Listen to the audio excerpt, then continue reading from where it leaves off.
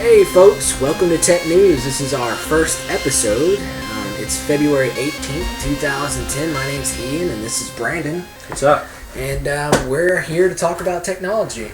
I love Microsoft. He likes Macintosh, so we got a good... it's his Hackintosh. We're too poor to afford Macintosh. Except me.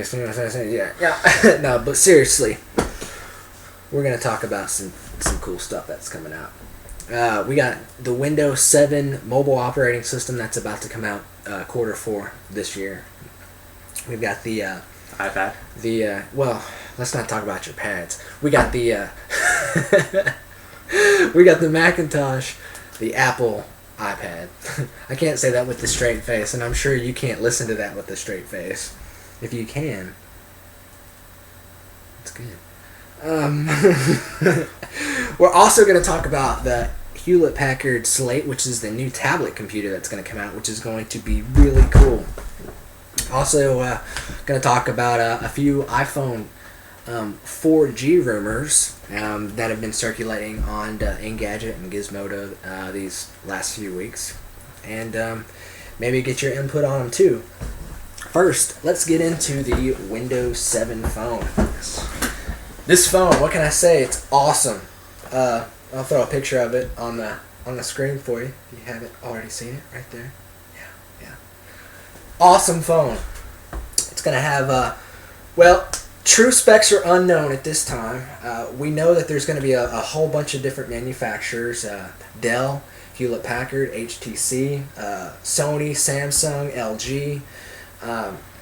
That's just to name a few. There's actually even more than that. So it's going to be pretty wild. They're going to have many carriers. It's going to be, AT&T is the premier carrier of it. Also Verizon and T-Mobile. So it's not like you're not going to be able to pick up one of these Windows 7 enabled phones in the near future, because you will. The cool thing about these phones is it's going to be integrated with your Windows 7 computer. If you've got an Xbox Live account, you'll really be able to take advantage of that. If you've got a current Zune Marketplace account, you'll be right at home with this.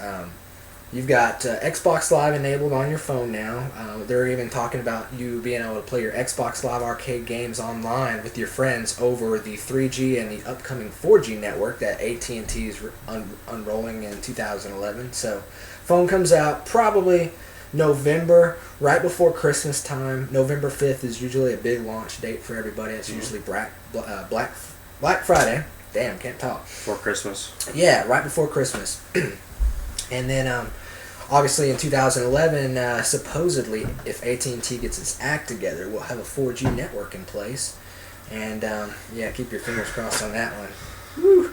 And all current iPhone users know what we're talking about on that.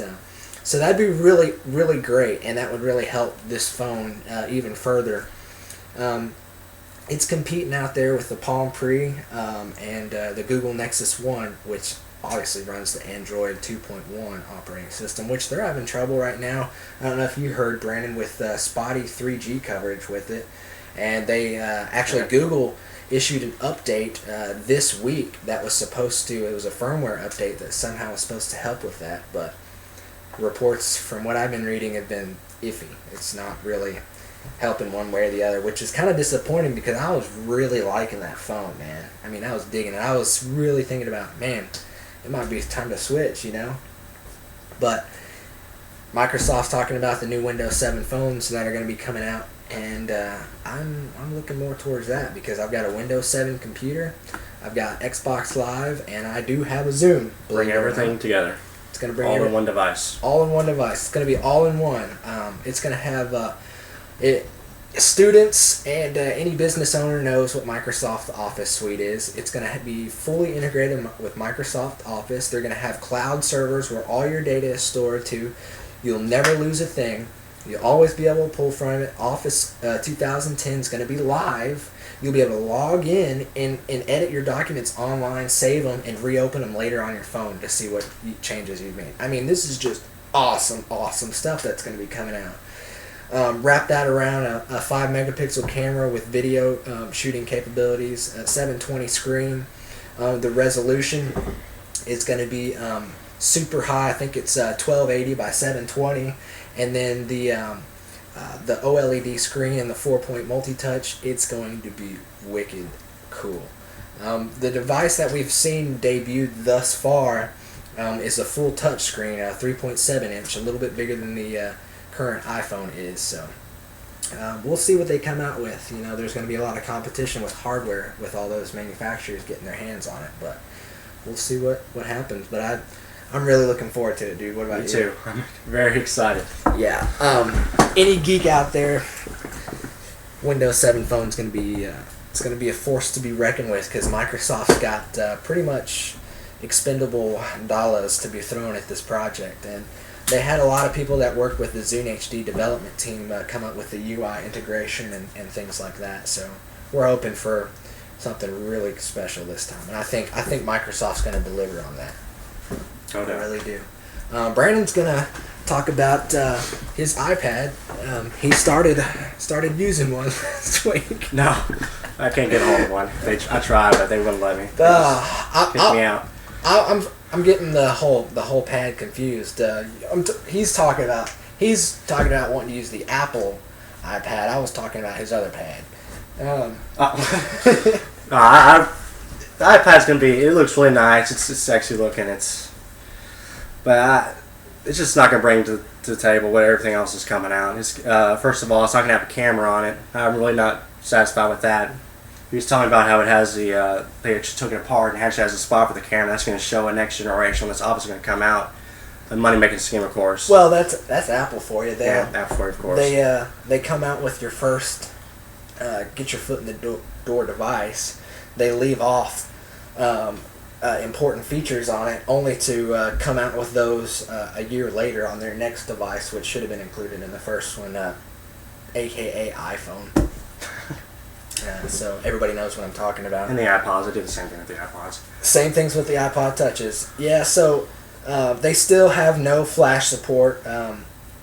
It's not looking good for the iPad.